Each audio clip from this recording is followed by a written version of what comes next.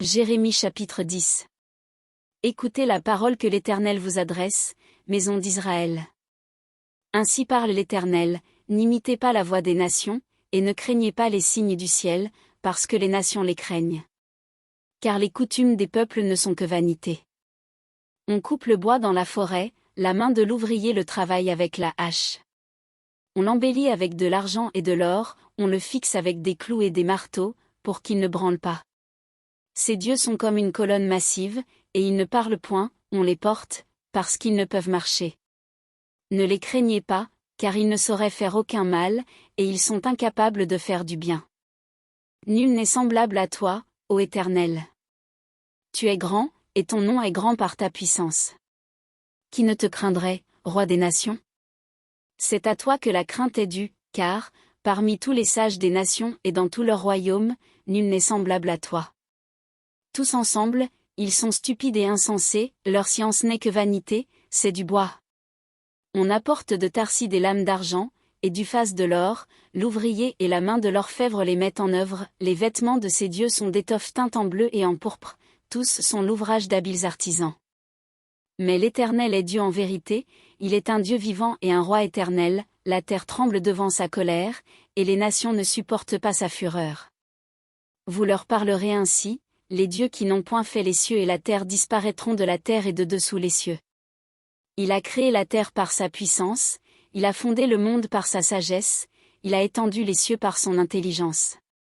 À sa voix, les eaux mugissent dans les cieux, il fait monter les nuages des extrémités de la terre, il produit les éclairs et la pluie, il tire le vent de ses trésors. Tout homme devient stupide par sa science, tout orfèvre est honteux de son image taillée, car ses idoles ne sont que mensonges, il n'y a point en elles de souffle.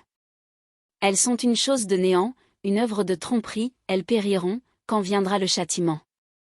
Celui qui est la part de Jacob n'est pas comme elle, car c'est lui qui a tout formé, et Israël est la tribu de son héritage. L'Éternel des armées est son nom. Emporte du pays ce qui t'appartient, toi qui es assise dans la détresse. Car ainsi parle l'Éternel, voici, cette fois je vais lancer au loin les habitants du pays, je vais les serrer de près, afin qu'on les atteigne. Malheur à moi! Je suis brisé. Ma plaie est douloureuse. Mais je dis, c'est une calamité qui m'arrive, je la supporterai. Ma tente est détruite, tous mes cordages sont rompus, mes fils m'ont quitté, ils ne sont plus, je n'ai personne qui dresse de nouveau ma tente, qui relève mes pavillons. Les bergers ont été stupides, ils n'ont pas cherché l'Éternel, c'est pour cela qu'ils n'ont point prospéré, et que tous leurs troupeaux se dispersent. Voici, une rumeur se fait entendre, c'est un grand tumulte qui vient du septentrion, pour réduire les villes de Juda en un désert, en un repaire de chacals. Je le sais, ô Éternel. La voix de l'homme n'est pas en son pouvoir, ce n'est pas à l'homme, quand il marche, à diriger ses pas. Châtie-moi, ô Éternel. Mais avec équité, et non dans ta colère, de peur que tu ne m'anéantisses.